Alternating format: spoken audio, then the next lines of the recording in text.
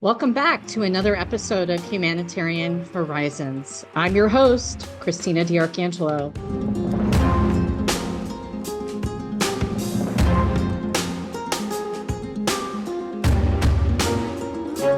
Today's episode is deeply personal and difficult, but I believe it's important to speak about because confronting these realities is part of advocacy and healing. On Monday, which was yesterday, September 22nd, a Chester County judge admonished a Phoenixville man for a crime that shook me and my family to the core.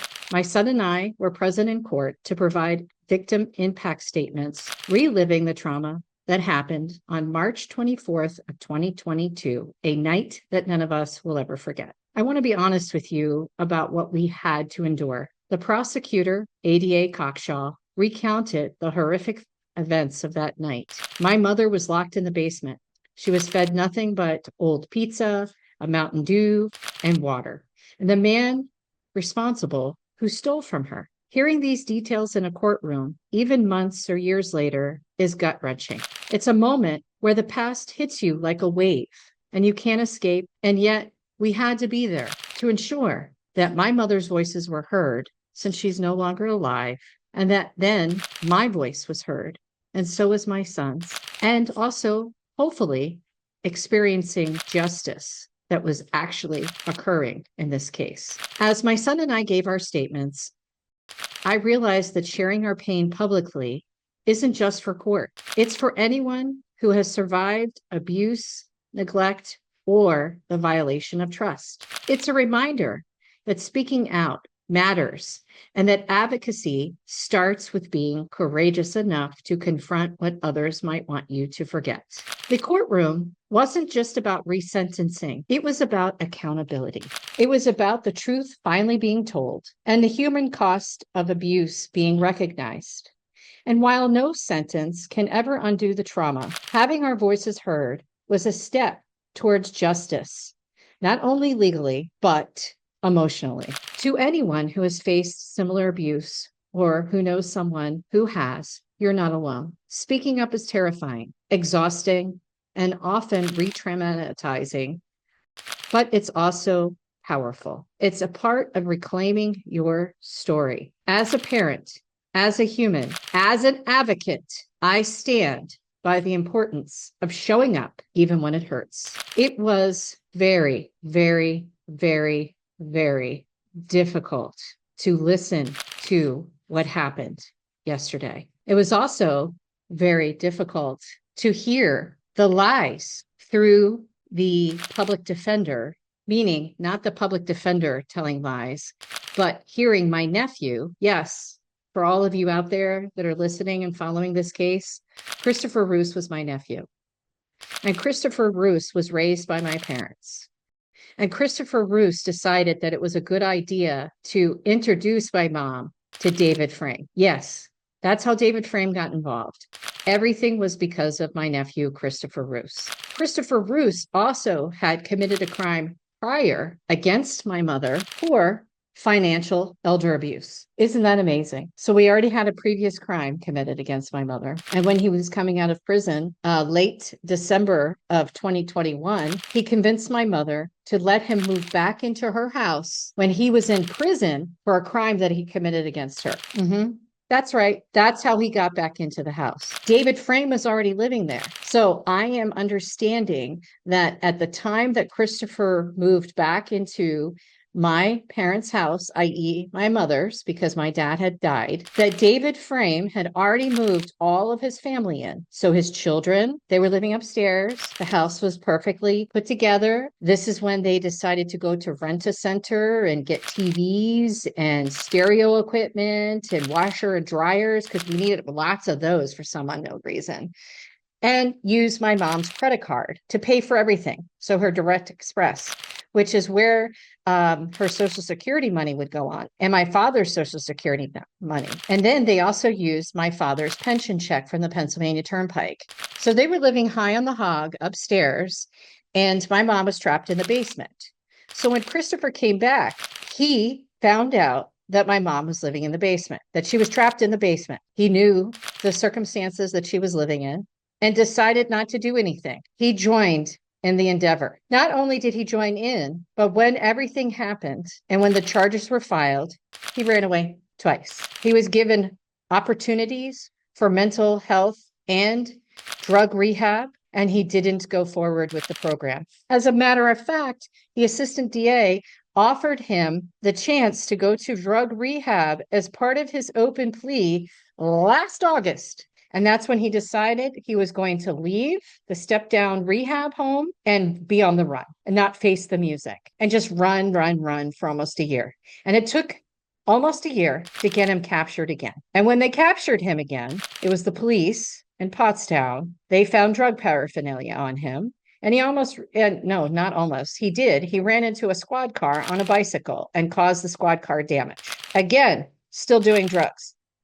Again, still trying to evade the police. Again, not taking accountability. So let me go back to the PD.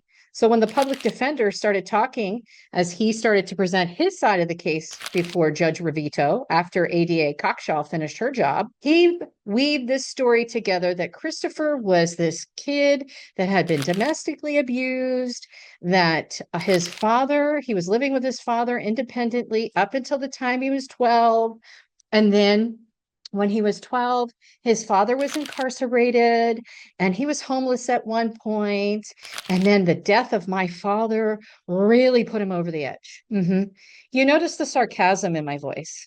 So I'm gonna set the record straight because I couldn't yesterday because I had to let justice, go as it did, right? Not to mention that I wrote this book, Rescuing Mom, on the whole freaking crime, and it outlines exactly what happened and what took place and all the years leading up to the crime. It's all in here, okay? And the night that my father died, it's all in here. The book is called Rescuing Mom. It's a really amazing book that'll help families through the struggles of mental health and help people identify what the elements are of elder abuse. Anyway, in the book, I talk about my dad's death. I also talk about my brother's incarceration. So help me understand how allegedly Christopher Roos was living with my brother up until the time he was 12. That is completely false. He was living with my parents the entire time.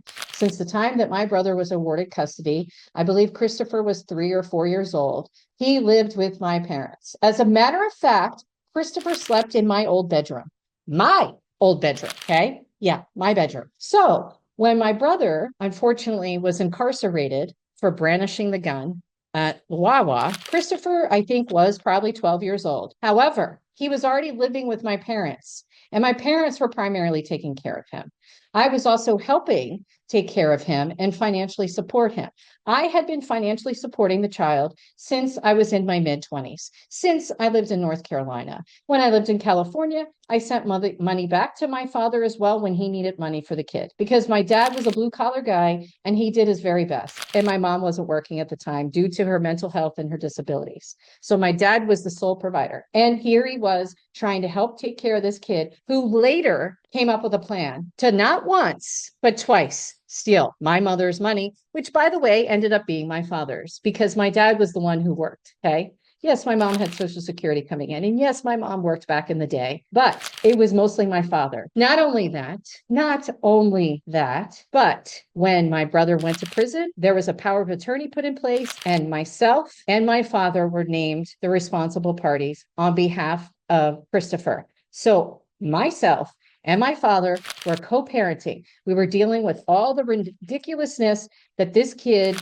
was doing even back then. He was in the juvenile detention center back then because he was involved in drugs. So I don't know how you thought you were going to go back and make up this sad story and lie about my brother and how you were living.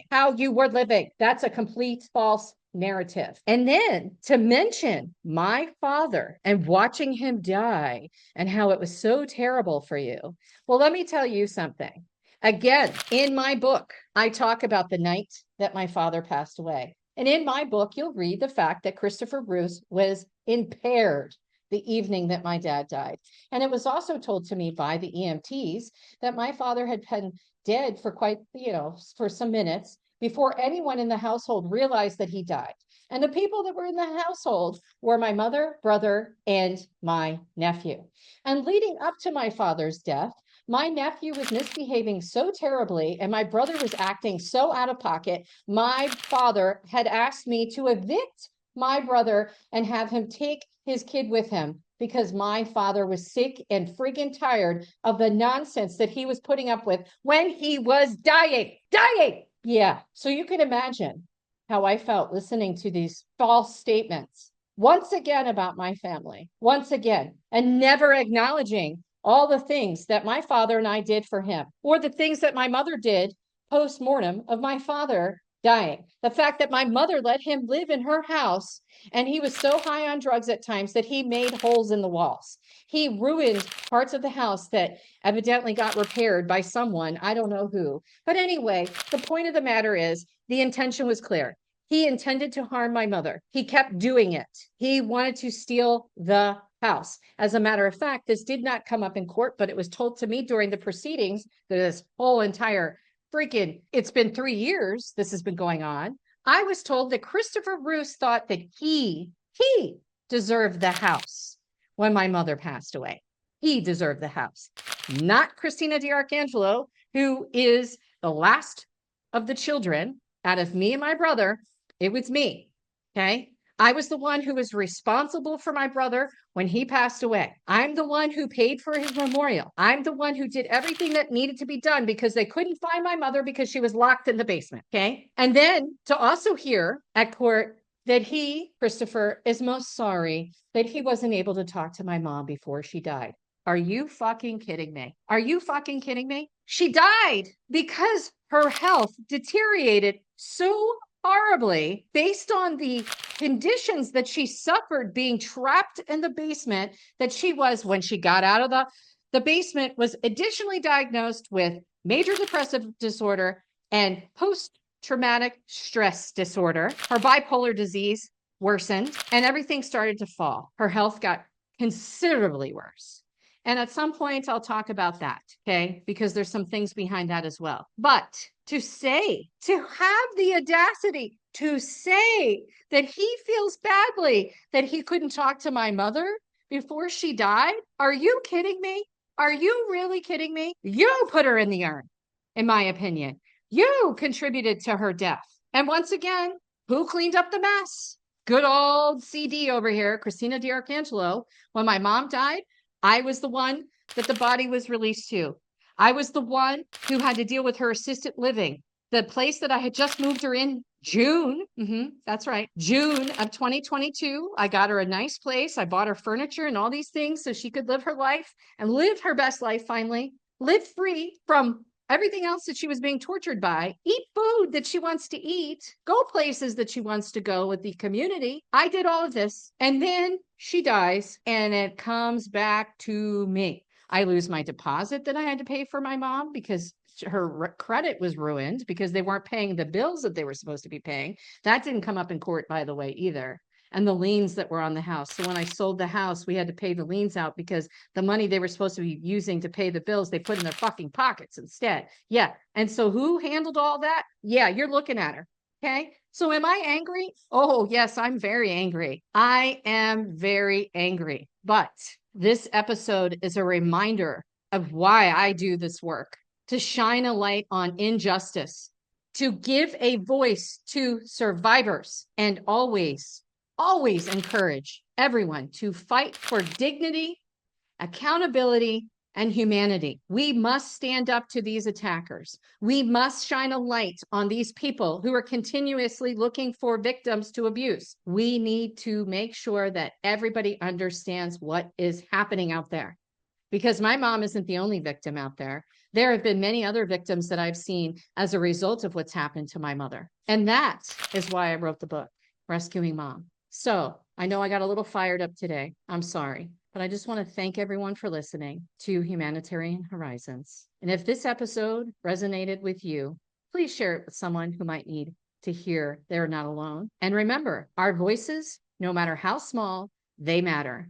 And if you ever need somebody in your corner and you need advice, you can always reach out to me. because I never want this to happen to anyone else again. And I never want to see people suffer in the family like I have suffered and my son has suffered. Thank you for joining us today. Be well.